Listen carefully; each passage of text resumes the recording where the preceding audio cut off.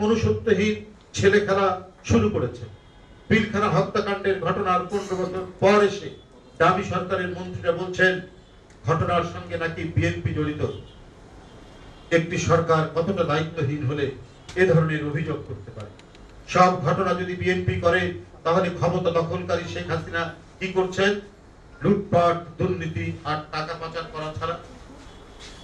গতকাল পররাষ্ট্রমন্ত্রী হাসান মাহমুদ তার বাসভবনে সফররত ভারতের আগরতলা প্রেস ক্লাব প্রতিনিধি দলের সঙ্গে মত বিনিময় শেষে বলেছেন 2008 সালের নির্বাচনে বিপুল ভোটে আওয়ামী লীগ সরকার গঠনের পর বিএনপি হিতাহিত জ্ঞান হারিয়ে তারাই ষড়যন্ত্র করে বিডিআর বিদ্রোহ ঘটিয়েছে।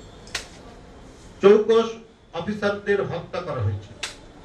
এই ঘটনার পেছনে বিএনপি ওতপ্রোতভাবে যুক্ত, ষড়যন্ত্র তারাই যে করেছে তা স্পষ্ট। হাসান মাহমুদ সাহেবের কথা, আমি তার কথা দেওয়ার খুব একটা ইচ্ছে নেই, বলেন, কারণ তার কথা, তার বক্তব্য নিয়ে তার দলের একজন সিনিয়র নেত্রী সাজেদা চৌধুরী কি বলেছেন সেটা আমি পুনরুক্তি করতে চাই। কিন্তু একজন লোক, তিনি ইউনিভার্সিটিতে পড়াশোনা করেছেন, বাইরে নাকি ডিগ্রিও নিয়ে এসছেন, কিন্তু এই ধরনের ডাহা মিথ্যা কথা অহর্নিশ দিন রাত্রি তিনি বলে বেড়ান, এটাই অবাক লাগে। যে তার সন্তানদের কাছেই বা তিনি কি জবাব দেন?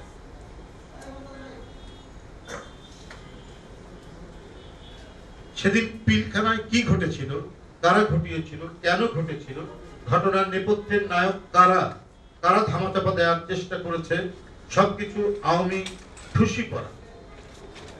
হাসান মাহমুদ স্বীকার না করলেও দেশ বিদেশের গণমাধ্যমে সত্য ঘটনা বেরিয়ে এসছে এবং গতকালও প্রকাশিত হয়েছে তার ঘটনা।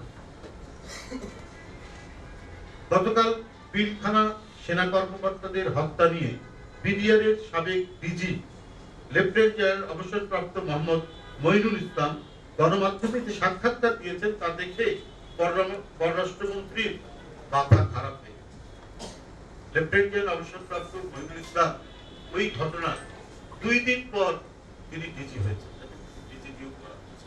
অতএব ঘটনার অনেক বিষয়, এর যে অবজেক্টিভিটি, অনেক কিছুই তিনি জানেন এবং তিনি এই ঘটনার জন্য যে তদন্ত কমিটি করা হয়েছিল সেই তদন্ত কমিটি তিনি একজন সদস্য ছিলেন। তো তিনি যা জানেন, তিনি যা দেখেছেন, তিনি যা বুঝেছেন, সেটি গতকালকে একটি গণমাধ্যমে সাক্ষাৎকার এইটা দেওয়ার পরে তো সারা দেশে তোলপাড় শুরু হয়েছে। এরপরেই আওয়ামী নেতাদের মাথা খারাপ, আওয়ামী মন্ত্রীরা এখন মানে মানে গ্রামের মেয়েদের মতো ঝগড়া করা, মন্ত্রীর মেয়েদের মতো ঝগড়া করা, এই ওই করেছে, ওই করেছে। ক্ষমতা আপনাদের হাতে, প্রধানমন্ত্রী শেখ হাসিনা, সবকিছু আপনাদের। আর মানে ওই পুরনো কায়দায়, অতীত অভ্যাস অনুযায়ী এখন 15 বছর পর দায় চাপানোর চেষ্টা করছে, মানে বিভ্রান্তি তৈরি করা। মানুষ মানে যা দেশবাসী দেখেছে, জেনেছে, বুঝেছে, এর মধ্যে নানা গবেষণা হয়ে অনেক কথাই অনেক এক্সপার্টরাও বলেছে যে তারা জড়িত, কিভাবে জড়িত, তারা বাইরে স্লোগান দিচ্ছিল এবং কোন দেশ এটার সাথে প্রত্যক্ষভাবে জড়িত, এগুলো অনেকভাবেই কিন্তু বেরিয়ে এসেছে। এখন এটাকে আড়াল করার জন্য প্রাণান্তকর প্রচেষ্টা হাসান মাহমুদ সাহেবদের, তারা এখন এই অপচেষ্টা চালিয়ে যাচ্ছে।